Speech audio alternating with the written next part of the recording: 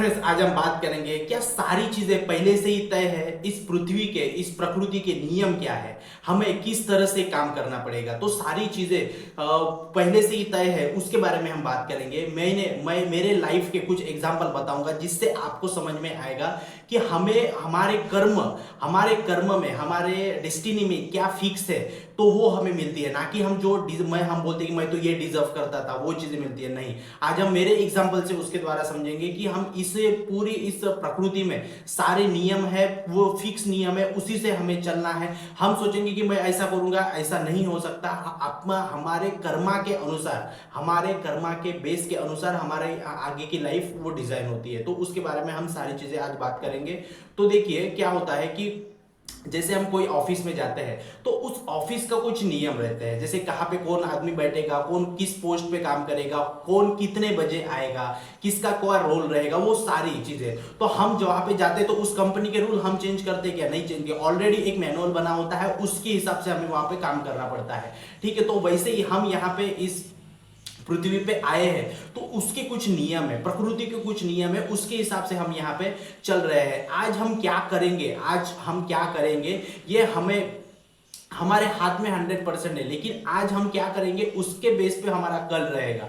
तो इसका मतलब क्या है कि हमें अपने कर्मा के वाइज, कर्मा जैसे हम ये कर रहे हैं वैसे हमारा कल ये होगा। कल हम क्या करेंगे ये हमें बिल्कुल भी नहीं पता। कल हम रहेंगे या नहीं रहेंगे ये भी हमें नहीं पता। तो हमें ज्यादा सोचना नहीं कि हम कल क्या करेंगे। आज का जो अपने हाथ में है उसको सही से ये करना है, आगे की चीज सही से हो जाएगी। तो इसीलिए जैसे एक दिया है, रात में हम चल रहे हैं, आगे क्या उजाला आएगा हमें नहीं पता है, लेकिन ये करके हम एक एक स्टेप आगे बढ़ते जाएंगे तो आगे का रास्ता दिखता जाएगा। तो वैसे ही हमें हमारा आज का हमें अपना कर्म अच्छा करना पड़ेगा ताकि आने वाले समय अच्छा रह सके। और इसके बाद में मैं बात करता हूं आपको कि जैसे हम चाहते हैं वैसे कभी नहीं होता है। ये प्रकृति जैसा चाहती है आपके कर्म के अनुसार वो सारी चीजें होती है। जैसे मेरा जो बैकग्राउंड है, मैं फायर इंजीनियरिंग किया है, 4 साल की फायर इंजीनियरिंग किया है। फिर उसके बाद में मैं अलग अलग देशों में जाके काम किया है। फिर गुजरात में 3.5 साल, महाराष्ट्र में 1 साल काम किया है। तो अलग अलग इसमें मैंने काम किया है, फॉरेन में काम किया है। लेकिन मेरी नियति फिक्स थी कि तुझे नागपुर में ही आना है।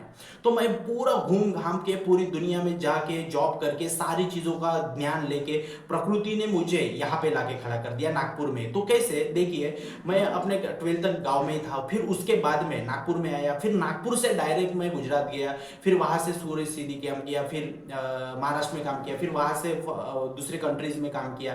तो प्रकृति को ये करवाना था कि इसको पूरी दुनिया में घुमाना है, वहां से ज्ञान अर्जित करेगा ये, उसके बाद में नागपुर में आएगा, फिर आप खुद को एक्सप्लोर करेगा। लेकिन मैंने ऐसा सोचा नहीं था कि अरे मैं ये करूंगा वो करूंगा, मैं नागपुर से जाऊंगा, मैं विदेश जाऊंगा, ऐसा नहीं था। लेकिन वो नियति के हिसाब से हो गया। मैं कभी भी नागपुर में आना ही नहीं चाहता था कि इंजीनियरिंग करने के लिए या फिर ऐसा करने के लिए। हाँ, एक था कि इंजीनियर बनना है। तो ये सारी चीजें, लेकिन प्रकृति के द्वारा से हमें ये सारी चीजें मिली और मैं नागपुर आया। तो ये कुछ ना कुछ कल्पनाएं, रचनाएं बना के आपको इस प्रकृति रास्ते पे लाई जाएगी। उससे आपकी मेहनत भी करवाई जाएगी, उससे आपका मैनिफेस्ट भी करवाया जाएगा और उससे रिजल्ट्स भी मिल जाएगा आपको, और वो कर्मा आपका बन जाएगा। तो ये प्रकृति के नियम है, उस पर हमें काम करके ये करना है। और यहाँ पे इस पृथ्वी पे ऑटोमेशन की व्यवस्था है। जैसे आप ऑटोमेशन मतलब हर चीज ऑटोमेटिक हो रही है। सांस हम ले रहे हैं वो ऑटोमेटिक है, हम ले रहे हैं क्या, खुद नहीं ले रही है, वो ऑटोमेटिक आ रही है। हम कहाँ जन्म लेंगे ये हमें पता नहीं था, हम जन्म किस दिन लेंगे ये पता नहीं, हम किस धर्म में किस इसमें जन्म लेंगे ये हमें पता नहीं था, हम कौन सी जॉब करेंगे ये हमें पता नहीं था, हम कितने साल जीने वाले हैं ये हमें पता नहीं है, हमारे माँ बाप कौन है ये पता नहीं है हमारे। तो हमें ज्यादा कल के बारे में नहीं सोचना, आज क्या कर रहे हैं उसके बारे में, क्योंकि उस प्रकृति ने सारी चीज, ये ड्रामा ये सेट करके भेजा है। जाना कब है, आना कब है, कितने साल जियोगे, कैसे जियोगे, कहाँ जाओगे, किससे शादी होगी, कितने बच्चे होंगे, माँ बाप कौन होंगे, कैसा तुम्हारा जीवन होगा, ये सारा ऑलरेडी फिक्स है। तो ये सारी चीजें, तो जैसे मैंने फिर सोचा ही नहीं था कभी कि फिर मैं इतना कंपनी चलाऊंगा, क्या फिर यूट्यूब चैनल चला, ऐसा नहीं था, लेकिन ये प्रकृति के द्वारा हो गया। तो ये सारी चीजें होती है। और देखो, जैसे हम सांस ले रहे हैं तो सांस चालू कब हुई हमें पता है नहीं, सांस बंद कब होने वाली है ये भी हमें पता नहीं। तो हमें इतनी ज्यादा बारे में सोचना क्यों है? यहां से आए हैं, ऐसा सोचो कि यहां से गुजरता चलता था, मैं यहां से गुजरा तो सोचा सलाम करते चलो। ये बहुत बड़ी ओशो की ये कहावत है। तो ओशो ने बोला कि इस ब्रह्मांड से मैं गुजर गुजर रहा था तो सोचा यहां से सलाम करते चलो। तो वैसे हम भी यहां से इस ब्रह्मांड में गुजरे, हो सकता है कहीं किसी लोक में हमारा जन्म हो जहां पे शरीर नहीं हो, सिर्फ हमारा सूक्ष्म शरीर के साथ में हम वहां पे विहार करते हो। अगर इस जन्म में हमें शरीर धारण करने का हमें सौभाग्य मिला है तो हम उसका फायदा उठाना चाहिए। तो ना कि हम ये करें, मैं ये नहीं हो रहा वो नहीं, ये इस पृथ्वी पे इस ब्रह्मांड में ऑटोमेशन है। आपको प्रकृति के साथ में अलाइनमेंट रहना है, प्रकृति के साथ में अलाइन रहना है, फ्रीक्वेंसी वाइब्रेशन अलाइनमेंट के साथ में वो सारी चीजें ऑटोमेटिकली आपके पास में आती जाएगी। अरे कल क्या खाना खाएंगे हमें नहीं पता है, वो हम ऑटोमेटिकली ये प्रकृति, आज मैं नागपुर में खाना खाऊंगा या मुंबई में खाना खाऊंगा ये नहीं पता है, टाइम आने के बाद में आएगा। जब मैं खाना नहीं खा सकता था, जब दूध पी सकता था, तो मेरे पेट की ये इस प्रकृति ने व्यवस्था की थी। मेरे माँ के पास में दूध की व्यवस्था कर दी थी इस प्रकृति ने। तो जब प्रकृति ही मेरे बारे में इतना सोच रही है, जब मुझे नॉलेज भी नहीं था, मुझे इतना कुछ भी नहीं पता, तब से मेरी प्रकृति मेरे साथ में है। और मेरे पेट की खाऊंगा क्या, कपड़ा पहनूंगा क्या, उसकी तब से व्यवस्था है। और अभी मैं कॉन्शियस में आ गया तो मैं अभी टेंशन ले रहा हूँ कैसा होगा, नहीं, ये पूरी व्यवस्था ऑलरेडी की गई है। बस आपको उसके साथ में अलाइनमेंट में रहना है, नेटवर्क के साथ में रहना है। वो उधर से क्या बोल रहा है वो अपने मन से सुनना है, इंपल्स को सुनना है, साइंस को सुनना है और अपने लाइफ में आगे बढ़ना है। ये दुनिया के शोर शराबे में आप घुल मत जाओ, क्योंकि वो आपको सिग्नल दे रहा है। तो आप इधर शोर शराबे में रहोगे तो उसका कॉल आप सुन नहीं पाओगे। तो इसीलिए इसमें ऑटोमेशन की व्यवस्था है। आपको सारी चीजें, ये पूरी प्रकृति पहले से ही तय है।